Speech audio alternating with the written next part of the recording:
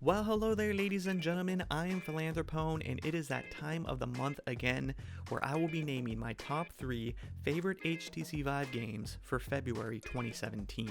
I make daily VR videos, which allows me to play a ton of Vive games in a month's period, which is why I'm able to make these lists. The list was pretty easy for this month because there were a lot of lackluster titles in the month of February, so I feel really good about the choices I made. I have one honorable mention, and that game is Ropes and Dragons. So without further ado, here are my top 3 favorite HTC Vive games for February 2017. Number 3, Powers VR. This game had a chance to be higher up on my list, but it is rather light on content, so I think the number 3 slot is just about right. It only has a sandbox mode currently, but it's enough to give you a feel that this game has the potential to be awesome. It puts you in the shoes of a superhero where you are able to move and fight with a number of different superpowers that you collect throughout the game's world. There are 8 powers to collect that allow you to fly, sprint at warp speeds, and shoot different weapons such as a flaming ball attack or a minigun attached to your arm, to name a few. The enemies are quite easy to take out, but it's nice to have something there to try out all of your abilities that you find. My favorite power was flying, as it allows you to easily spot other abilities scattered throughout the world from up above. Now I can fly like a superhero wherever I want, and it makes it so much easier to find new powers, because that's basically the goal here, is to find new powers. Let's hope that the devs continue to flesh out content for this game on a regular basis, and I'm especially looking forward to a story mode someday. Number 2, Pyro VR. This pick for me is a little bit biased because I loved playing with fireworks as a kid, and the game puts you in a type of firework playground where you have a vast amount of different fireworks to experiment with. I just really liked the disorganized and chaotic sandbox setting, which gives off a feel that you are doing something highly illegal, like when I was a kid. Can we light all these? Oh gosh. Oh, I can die! Holy crap. Whoops. Oh gosh. Oh!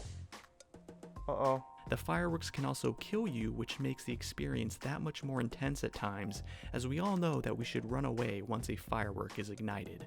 You can launch mortars, shoot off bottle rockets, and even light up some stuff called a nitro stout. What is it? Oh my. Nitro stout? Don't mind if I do. Let's put it on this. That's a great idea, right? Oh. Oh! Wow. The fireworks themselves look very realistic, where you can actually read the label about what it does. The game, however, is very incomplete, as it promises to have a career mode down the road someday. If it had some sort of career mode available right from the get-go, I could have seen this game as being my number 1 pick. And number 1, Sky Sanctuary. Sky Sanctuary was probably the only VR game I played in February that truly felt like a complete game.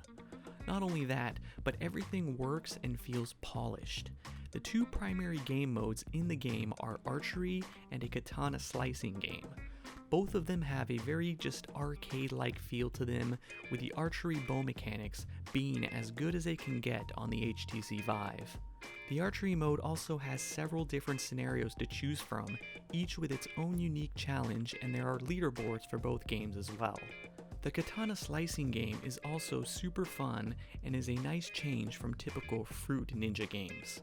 It's also cool how you are able to seamlessly go to and leave each minigame area and not have to wait for a load screen. Alright, that's that, and once I'm done, it's cool. Now I can just physically leave.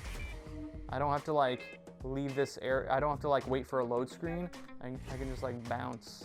There are also numerous other objects to play with, like drums and flamethrowers, and you also have the ability to light off fireworks. Oh, this is gonna be great.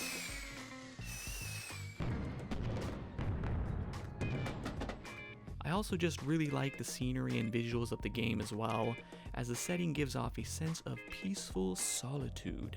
The game surprised me, that's for sure, and I'm so glad I ended up trying it. be sure to check out my gameplay video for the game if you want to learn more about it. And there you have it, guys, my top 3 favorite HTC Vive games for February 2017. I'd appreciate it if you liked the video, and please feel free to subscribe to my channel if you're interested in seeing daily VR content. I look forward to continuing to make these lists each month, but let's hope that March is a little bit better in terms of good quality Vive games. So that's all. Thank you so much for watching. See you in the next video. Goodbye.